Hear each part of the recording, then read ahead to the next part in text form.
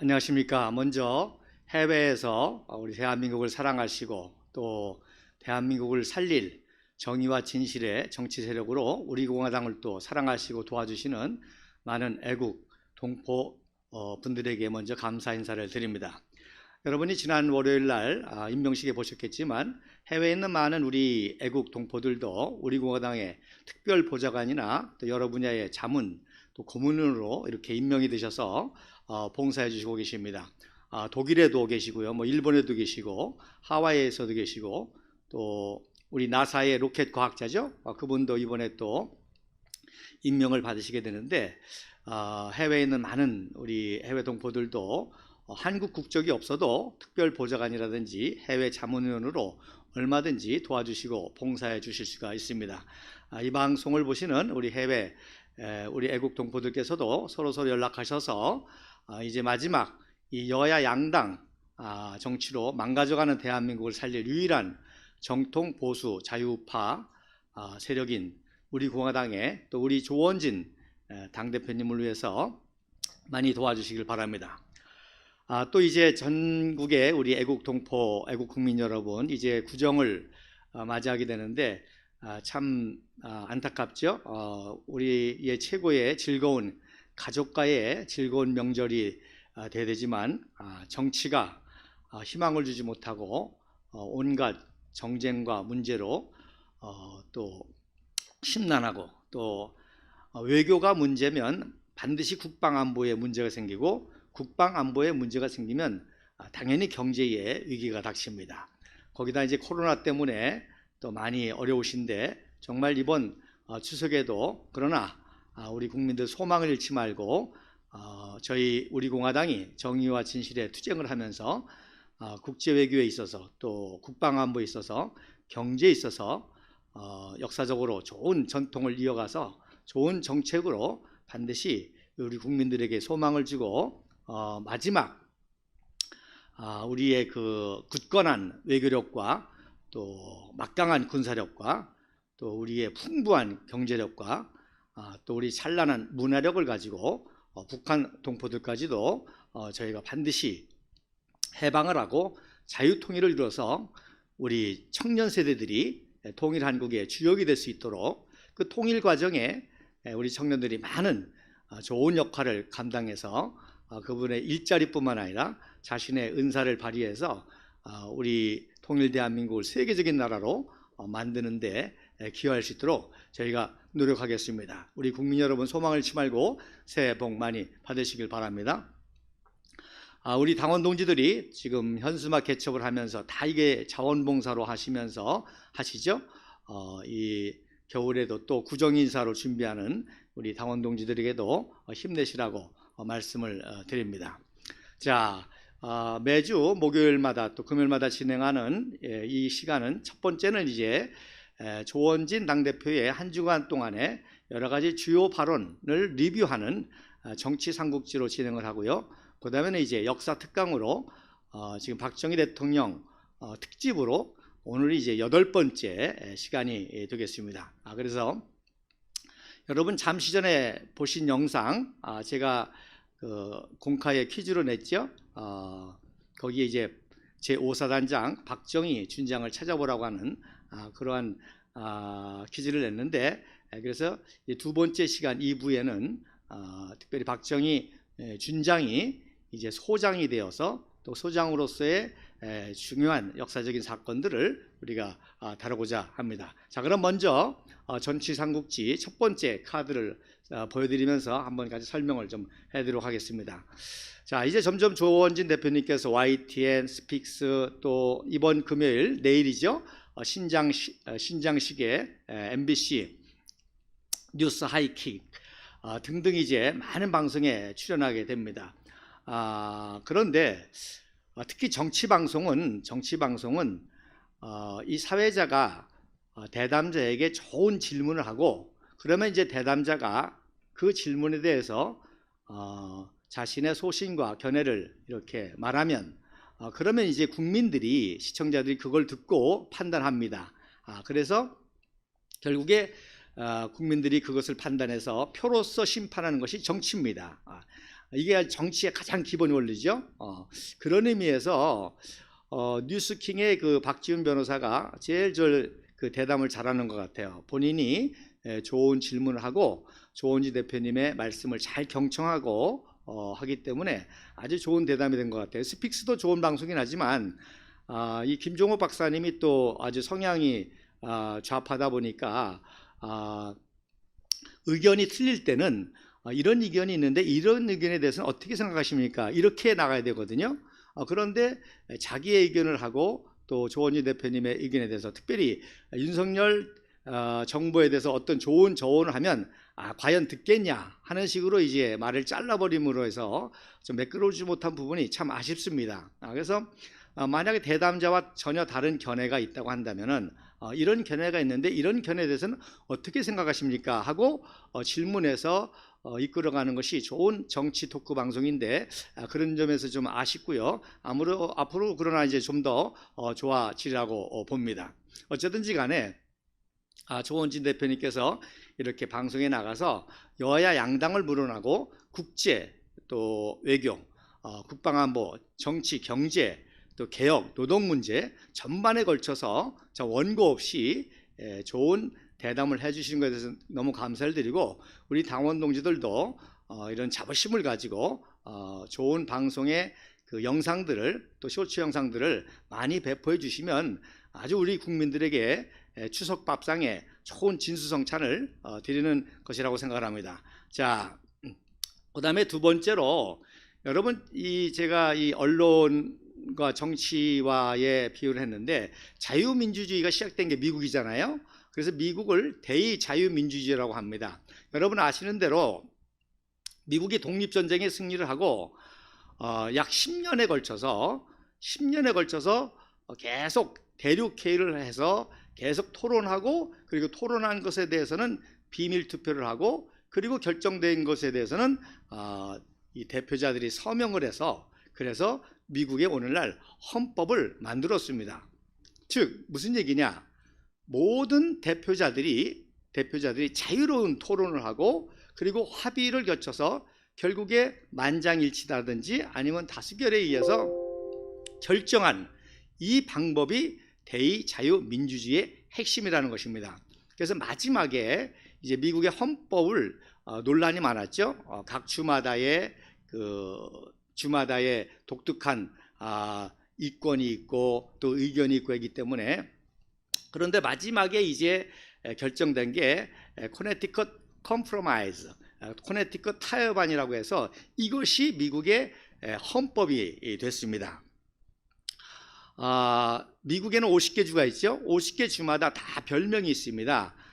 캘리포니아 같은 경우는 션샤인 스테이트라고 하고 또 뉴욕에는 유명한 빌딩이 있죠. 엠파이어 스테이트 빌딩. 그래서 엠파이어 스테이트 주라고도 하고 또 뉴저지 가든 스테이트, 또 텍사스를 보면 텍사스 깃발에 별이 하나 있죠. 그래서 로니스타 이렇게 각 주마다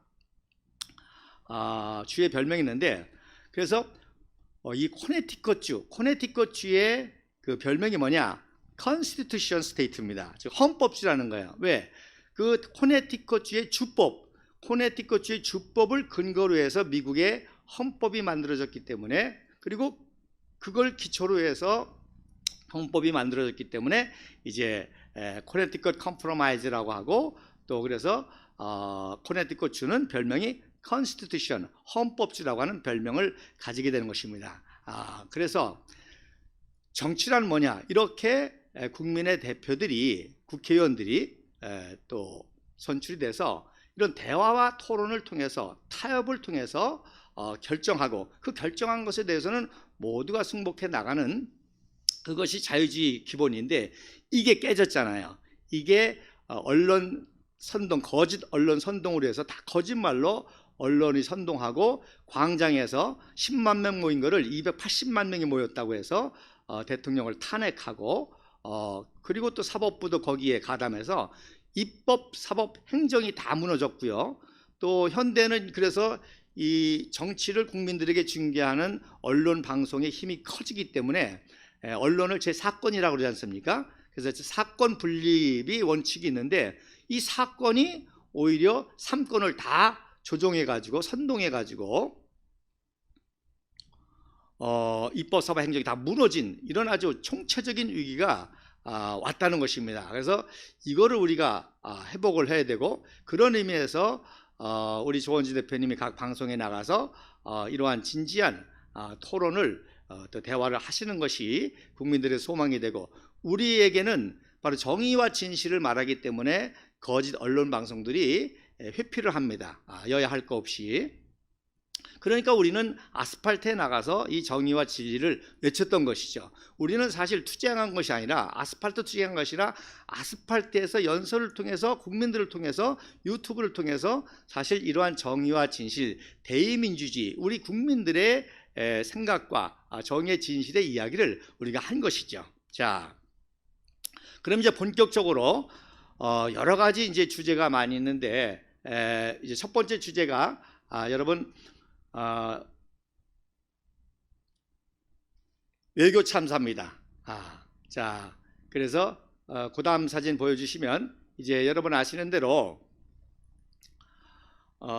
UAE의 국빈 방문, 즉 우리 박근혜 대통령까지만 해도 공식 실무 방문으로 지금 윤석열 정부가 이루었다고 하는 모든 MOU의 기초를 다 박근혜 대통령이 놓지 않았습니까? 그래놓고 이번에 이제 최초로 국빈 방문을 했는데, 여러분 아시는 대로 이제 우리의 적은 북한이고 UAE의 적은 이란이다라고 하는 이 발언 때문에 지금 엄청난 국제적인 파장이 일어나고 있습니다.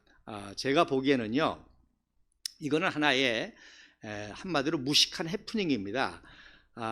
그 김건희 여사가 사막에도 여우가 많나요? 하니까 예 그렇습니다 하니까 윤석열 대통령이 별걸 다 알아 하면서 이제 칭찬하는 말을 하면서 그 부대 장병들에게 좀 아는 척을 한 거죠.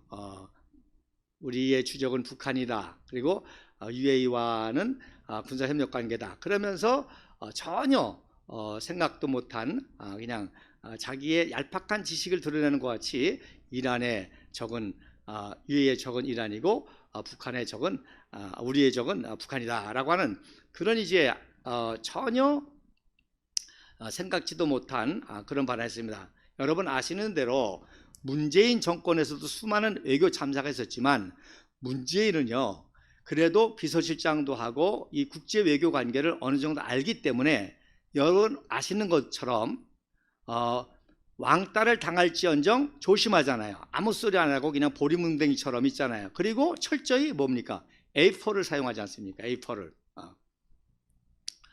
그래서 문재인도 수많은 외교 홀대를 받고 또 했지만, 왕따를 받고 했지만, 그러나 그런 걸 알기 때문에 실수 안 하려고 보리뭉댕이처럼 그냥 가만히 어하고 어벙하게 있거나, 그리고 철저히 A4를 사용했는데, 윤석열 정부는 전혀 외교에 대해서 무지하다 보니까 이런 어처구니없는 실수를 한 것 같습니다. 그래서 이건 기본이잖아요. 그 나라에 가서 다른 나라 얘기를 할 이유가 아무것도 없습니다. 만약에 한다고 한다면은 긍정적이라든지 소망적이라든지 관계 개선을 위해서 할 수는 있는데, 우리가 이거 가장 기본 아닙니까?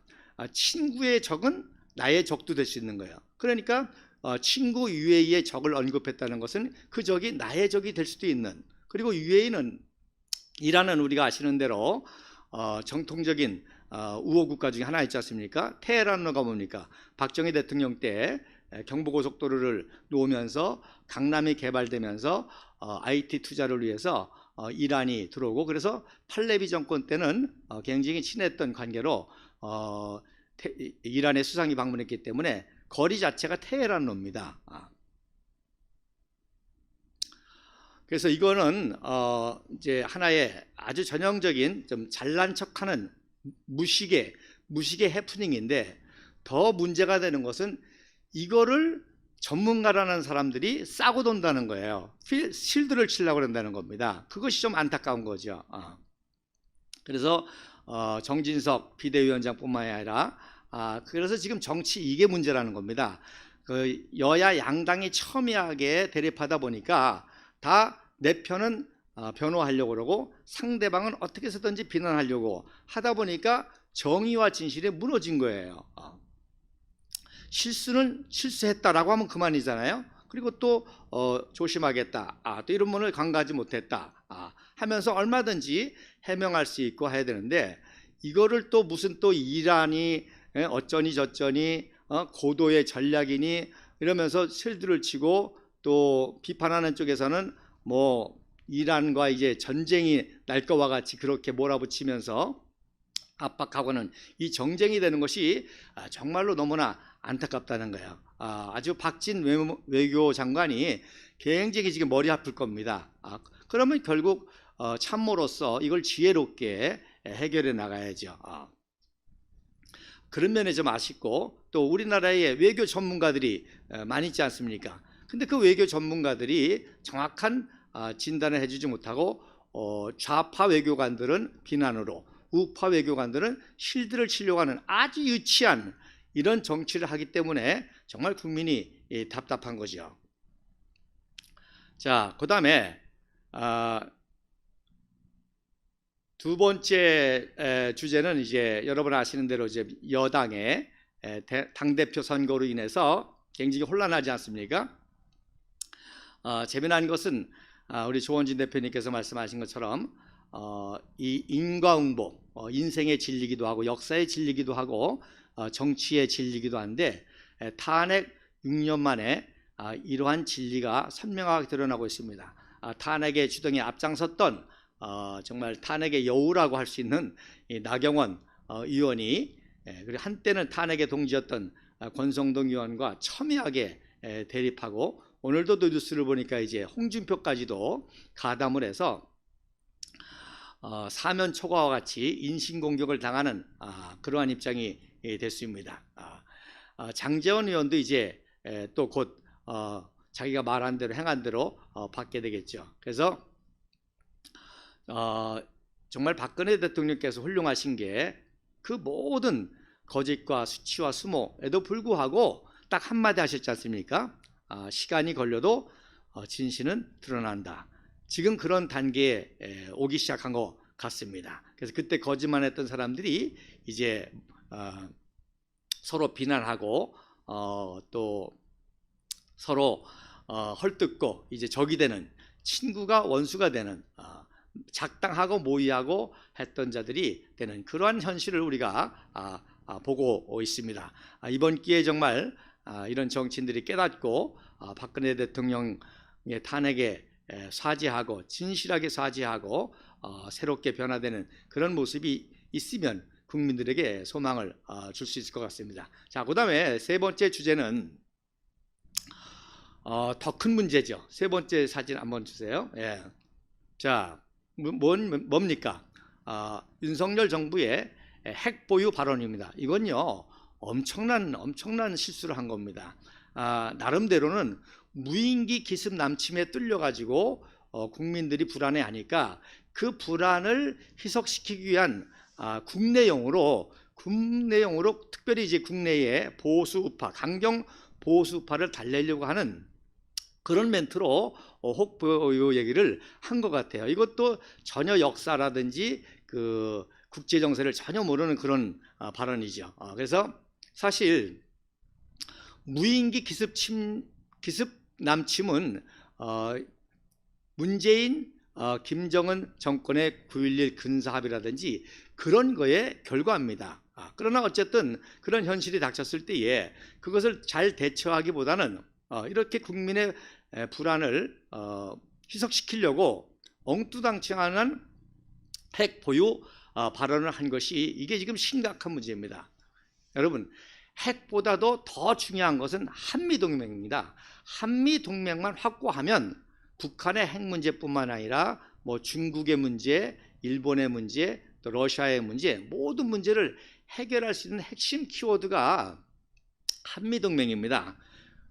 특별히 안보는 우리 대한민국의 안보와 동북아시아 안보는 당연히 한미동맹이기 때문에 한국과 미국과 협력을 통해서 논의를 해야죠. 그러니까 핵에 대해서도 언급을 하려면 이건 당연히 한미 협의를 거쳐서 네, 그런 중요 사항인데 역시 이것도 나름대로 이제 국내용이라고 해서 했는데 이게 문제가 뭔고 하니 바로 이 발언이 한미 동맹을 훼손할 수 있는 아주 그런 심각한 발언이라는 것입니다. 그래서 이 핵이라는 문제는 인류 역사상 가장 중요한 문제입니다. 가깝게는 그 히로시마 나가사키 원자 폭탄으로 그 피해를 역사적으로 목격을 했고 그래서 또 서로 또 핵 개발 문제 때문에 핵 감축을 하고 핵 협상을 하고 그래서 이걸 자제하는 분위기인데 이 핵 보유 언급은 이거는 국제적으로 금기 사항입니다. 어떤 나라도 이런 발언을 할 수가 없어요. 하면 큰일 나는 거거든요. 자, 당장 쉬운 예로 우리가 핵 보유 얘기하면 일본도 핵 보유 얘기할 거 아니에요. 대만도 핵 보유할 거 아닙니까? 그럼 아시아의 인도네시아 핵 보유 얘기할 거 아니에요. 그러니까 전혀 국제 정세라든지 역사라든지 이거를 모르고 그냥 한마디 한 게 이게 엄청난 파장 효과가 됐습니다. 그래서 자, 지난번에도 제가 핵에 대해서 아주 간략하게 말씀을 드렸지만 여러분 핵무기는요 5가지 단계를 거쳐야 됩니다. 핵 실험에 성공해야 되고요. 그 다음에 그 핵을 소형화해서 성공해야 되고 그 다음에 그 핵 소형화된 것을 미사일에 장착해서 무기로 해야 되기 때문에 이 미사일 대륙간 탄도탄이 하늘로 올라갈 수 있는 대기권을 뚫고 올라갈 수 있는 것에 성공해야 되고 또 뚫고 올라가서 다시 뚫고 내려오는 단계에 성공을 해야 됩니다. 그러니까 4가지 단계죠. 핵실험, 소형화 실험, 대기권 돌파, 대기권 하강. 그런데 아시는 대로 소형화 실험이 더 어렵고 또 대기권을 뚫고 나오는 실험이 더 어려운 거예요. 그래서 아직 북한은 그 2단계까지 가지 않았습니다. 자, 아주 상식적으로 생각해 보세요. 왜 핵실험하고 미사일 수입을 계속 합니까? 성공을 못했다는 거 아니에요.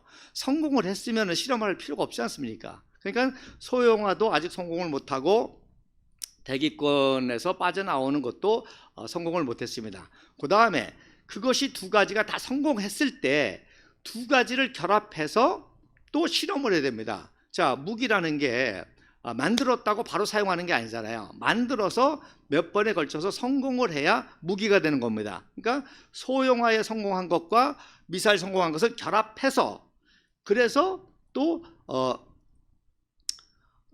실험을 해가지고 성공했을 때 그때 그것이 핵 보유국이 되는 것입니다. 그러니까 한미 동맹의 데드라인은 언제냐? 바로 결합 직전입니다. 만약에 소형화에 성공하고 미사일이 대기권을 돌파해서 지구로 내려와서 정확한 지점에 들어가는 걸 성공했다. 그게 데드라인입니다. 그래서 결합 직전이죠. 그때는요 미국도 볼 거 없습니다. 미국도 바로 참수든 뭐가 됐든 바로 공격 들어가고요. 그리고 그때 우리가 한미 동맹을 통해서 북한을 정리해야 되는 겁니다. 당연히 우리도 마찬가지죠. 그 핵무기를 머리에 이고 살 수 없지 않습니까? 이게 박근혜 대통령과 미국의 그 전통적인 싱크탱크와의 정확한 의견입니다. 그래서 결합 직전에는요, 이건 뭐 두고 볼 거 없습니다. 자, 그러면 미국의 최고 전문가라든지 박근혜 대통령이라든지 우리 조원진 대표님이 이걸 다 알지요. 알지만 그럼에도 불구하고 자꾸 미완성 단계인 북한이 핵으로 위협하고 있다는 것은 당연하죠. 시간이 지나면 지날수록 성공할 거 아닙니까? 그리고 얼마든지 그전에라도 북한을 정리할 수 있는 명목이 되지 않습니까? 그래서 솔직히 말씀드리면 지금 북한의 핵은 전혀 우리에게 위협이 되지 않습니다. 저들은 오로지 핵을 통해서 체제를 유지하려고 하는 거죠. 그러나 그렇기 때문에 계속 종북 좌파 정권이 그 체제를 유지시켜주기 위해서 돈을 도와줘가지고 계속 개발에 성공하고 나가고 있지 않습니까? 그러니까 이거를 끊어야 되는 것이죠. 즉 얼마든지 한미 동맹으로 이 고리를 끊을 수 있고 북한을 핵 개발 이전에 주저앉힐 수 있고 또 자유통일까지 갈 수가 있는 거죠. 이런 상황에 어이없게도 핵 보유 언급을 한다는 것은 이건 정말 심각한 외교적 망언이 아닐 수가 없습니다. 핵을 보유한다는 거가 말씀드린 대로 이건 전 세계에서 문제가 되는 거죠. 가지고 있는 나라도 서로 핵을 감축하자고 할 그러는 국제 컨퍼런스가 열리는데 말씀드린 대로 이거는 핵 도미노 현상이 일어나는 거 아닙니까? 그럼 일본도 무장하겠다, 인도네시아도 무장하겠다, 태국도 무장하겠다. 이러면 핵 우산이 아니라 핵 대기권 안에서 인류를 멸망할 수밖에 없는 심각한 사안이 아닐 수 없습니다. 그래서 조원진 대표님께서 지난 제니바 기자하고 이 문제에 대해서 아주 정확하게 짚어 주셨습니다. 자, 그런 의미에서 그다음 사진 보면 미국 이 영국의 철의 여인이라고 그러죠. 영국의 그다음 사진에 보면 자, 사진 한번 보여주세요. 예, 철의 여인. 예. 그래서 이 국제 외교와 국방 안보 또 경제 등에서 영국병을 치유했다고 하는 이 대처 수상을 철의 여인이라고 합니다. 그리고 아르헨티나와 포클랜드, 아르헨티나에서 이제 포클랜드 영국령이었던 전쟁을 할 때 고민을 했었다고 그러잖아요. 승리 확신이 없었지만 그러나 영토와 국민을 보호한다는 의지로 개전을 했고 또 심지어 미국의 레이건 대통령이 이제 그 협상과 화해와 중재를 했는데 레이건에게 자, 만약에 알래스카가 침공당했다면 하와이는 침공당한 적이 있으니까 알래스카가 침공당했다면 당신도 화해하겠냐. 그래서 결국에 전쟁을 감행했고 또 그 유명한 엑소스 미사일이라고 그러죠. 엑소스 미사일을 사용해서 아르헨티나 군함을 전멸시키면서 대승리를 거뒀던 이 철의 여인. 제 말씀을 왜 이걸 드리는 거니 바로 우리 공화당과 조원진 대표님께서 바로 박근혜 대통령의 이러한 국제 외교 리더십, 또 국방 안보의 리더십, 또 경제 리더십, 한류 문화의 리더십, 이 리더십과 우리가 같이 한다고 한다면은 이제 미국의 어떤 정부가 민주당 정부든 공화당 정부든 어떤 정부든 한미 동맹을 강화해서 내일이라도 당장 바로 북한의 핵 문제를 처리할 수 있는 능력이 충분히 있다는 겁니다. 우리에게는 그러한 외교력이 있고요, 그러한 국방력이 있고, 그러한 경제력이 있고, 그러한 문화력이 있고, 또 그때 동참할 수 있는 우리 똑똑한 청년들이 있기 때문에 바로 이 철이의 우리 동북아시아 철이의 박근혜 대통령의 리더십이 그래서 필요하다는 것입니다. 자, 그다음에 이제 아주 중요한 정치적인 변화가 왔죠. 그래서 조원진 대표님께서 박근혜 대통령에 대한 거짓 촛불 불법 탄핵이 이제 점점 정치권의 키워드로 변수가 아니라 상수가 되고 있다. 그래서 그게 무슨 뜻입니까? 이 상수 기준이 된다는 거야. 그러니까 탄핵이냐, 찬탄이냐, 반탄이냐, 탄핵 무효냐, 탄핵 찬성이냐, 박근혜 대통령의 정의 진실이냐, 거짓이냐. 그래서 여러분 그 사진 보시죠? 이게 제가 보는 왼쪽에 있는 사진이 박근혜 대통령 탄핵, 왼쪽에 있는 사진이 박근혜 대통령 탄핵 때 촛불 사진입니다. 자, 이렇게 난리를 치우고 280만이다. 그리고 입법사법 행정권이다. 탄핵에 동조하고 또 모든 정치인들 또 그래서 여론조사했더니 박근혜 대통령 지지율이 뭐 2%가 나왔다, 3%가 나왔다. 그랬더니 그 모든 것이 지금 거짓이 돼가지고 변수가 아니라 상수가 돼서 정말 우리는 조원진 대표님과 함께 7년 동안 이 정의와 진실을 지켜왔기 때문에 결국 이제 박근혜 대통령, 정의 진실, 우리 공화당, 조원진 대표, 우리 당원 동지들과 그 외 정치 세력과 둘로 짝 나뉘게 되는, 그리고 결국 국민들의 부름과 역사의 부르심을 받고 이 탄핵을 해결하는 것이 바로 모든 것, 북한의 핵 문제, 또 경제 문제, 국방 문제도 해결할 수 있는 것이 된다는 거죠. 자, 그다음에 제니박 기자 사진 좀 한번 보여주세요. 그 다음 사진. 제니박 기자가 이제 지난주 토크의 마지막에 그런 유명한 말을 했습니다. 조상을 이제 구정 얘기하면서 조상을 잘 섬겨야 한다. 역시 제니박 기자가 미국 국적을 가지고 백악관을 출입하는 최고의 국제 앵커로서 지만 그의 뿌리는 이제 한국이라는 거예요. 그래서 한국을 사랑하고 한국의 미래를 사랑하고 역시 그분도 우리 한국의 위대한 건국의 역사, 한강 기적의 역사, 그 정통성과 그 전통성 이것이 이어가야만 우리 대한민국의 소망이 있다고 하는 그런 견해를 이렇게 표현한 겁니다. 조상을 잘 섬겨야 한다. 그래서 결국 우리 공화당이 이승만 박사의 건국정신, 또 박정희 대통령의 구국방병 반공정신, 그리고 박근혜 대통령의 자유통일을 이어가는 이 역사를 이어가는 것이고요. 그런 의미에서 역사가 중요하다는 것입니다.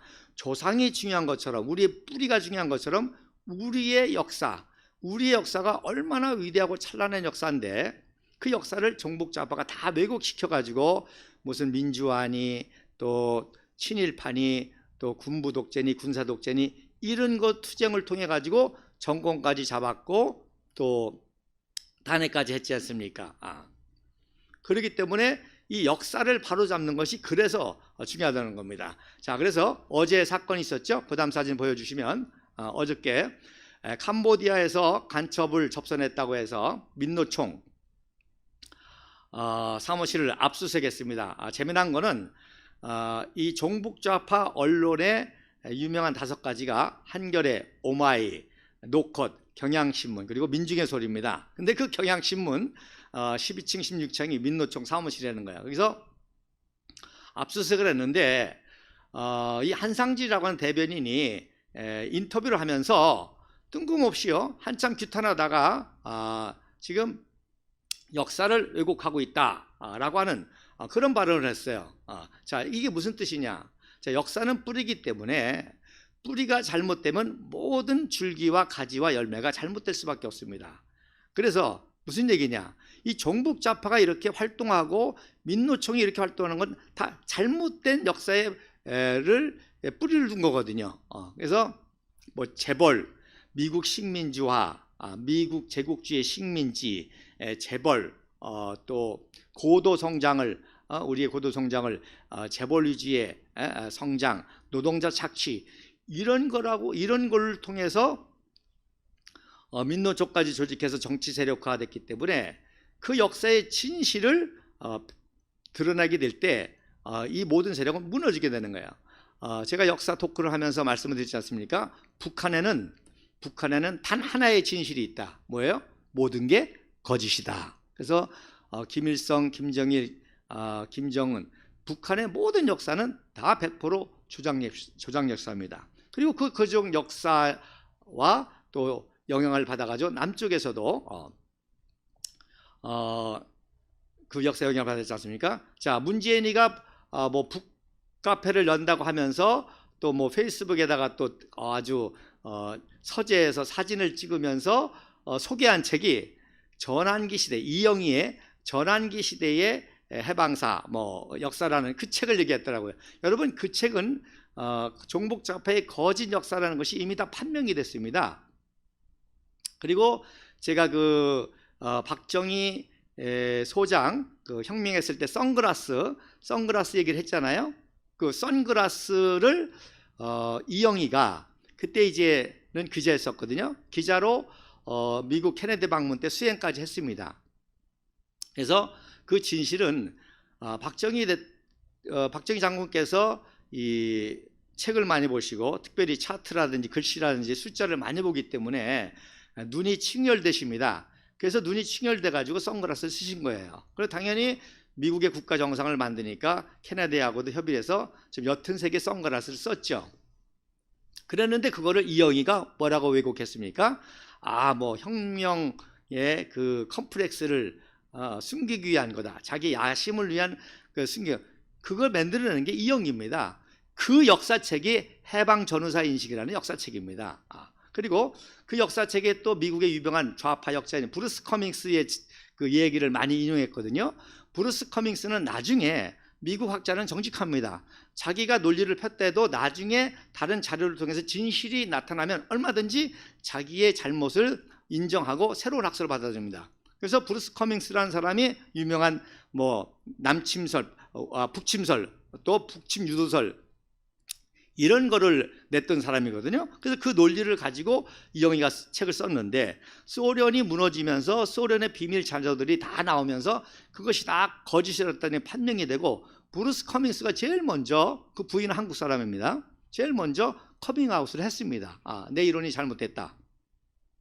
그런데 참 대한민국의 정권을 탈탈해서 국가 지도자가 됐다고 하는 문재인이가 아직도 그 책을 들고 있다는 이 수준이 우리 대한민국의 반쪽 정복 좌파의 수준이고 또 거기에 정권을 찬탈한 보수파의 수준이라는 것이 너무너무 안타까운 거예요. 너무너무 안타까운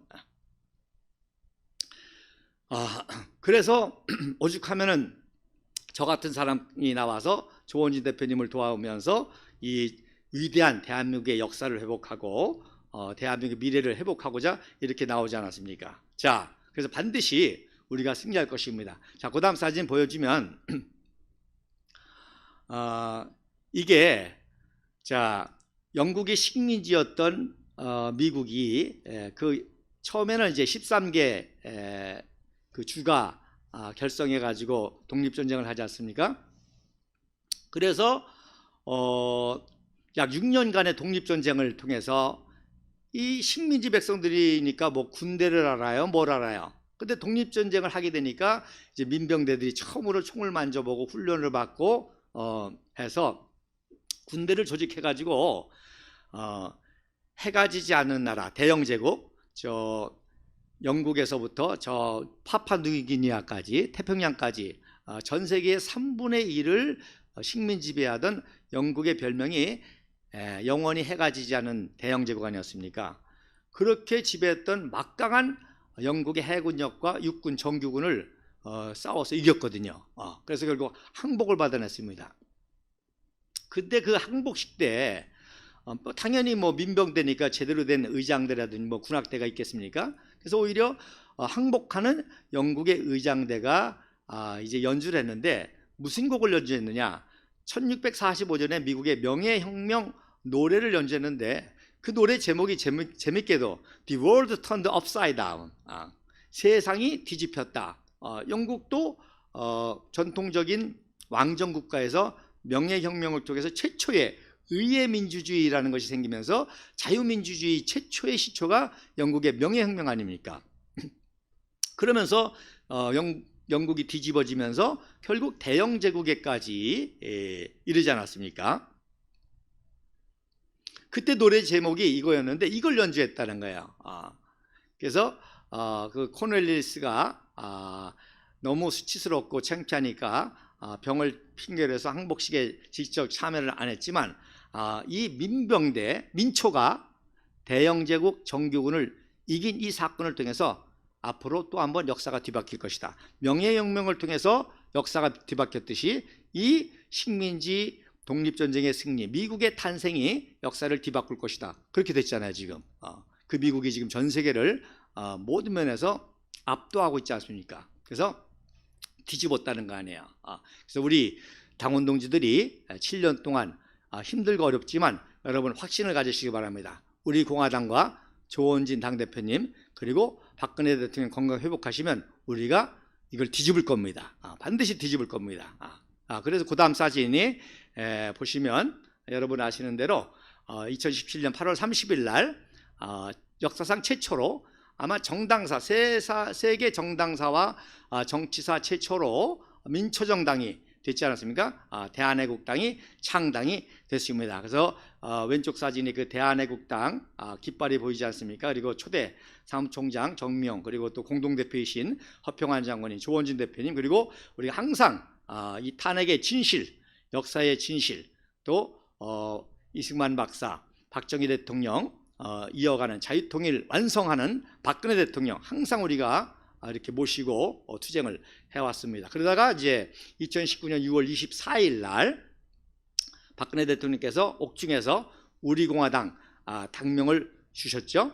그래서 원래는 우리가 당명 회의를 통해 가지고 세 가지 당명을 박근혜 대통령께 전달을 했습니다. 그래서 박근혜 대통령께서 공화당이라는 당명을 주셨어요. 결정을 하셨어요. 그래서 공화당이라는 당명을 선관에 신고했더니 세자가 같으면 안 된다. 그래서 5자로 만들라 해서 다시 박근혜 대통령께 소식을 전했고, 그래서 주신 당명이 바로 우리공화당이라고 하는 당명입니다. 그래서 그 다음 날 25일 날 아침 회의 때 당명을 결정하고 급하게 종이에다가 이제 그린 것을 이제 테이블에 놓고 의결을 했고요. 그리고 조원진 대표님께서 이제 그 과정을 설명하시는 장면입니다. 그리고 그 우리 공화당이 이렇게 지금까지 왔습니다. 자, 그래서 우리 공화당 당원 동지들이 더 힘내시고 또 이 점점 이 정의와 진실을 우리 국민들이 알아가게 될 것입니다. 자, 또 많은 내용을 준비했는데 오늘 여기까지 말씀을 드리도록 하겠습니다. 잠시 쉬고 이제 5분 좀 여러분도 시청하시느라고 좀 고생하셨는데 잠시 쉬시고 역사 특강 이어서 하도록 하겠습니다. 감사합니다. 잠시 후에 다시 뵙겠습니다.